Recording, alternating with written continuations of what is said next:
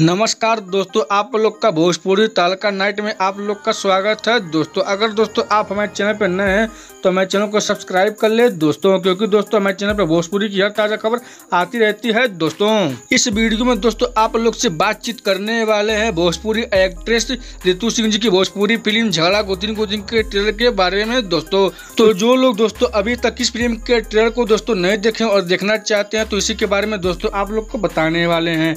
बात करते हैं दोस्तों इस फिल्म में आप लोग को कौन कौन से कलाकार दिखेंगे, तो उनका दोस्तों आप लोग को नाम बता देते हैं।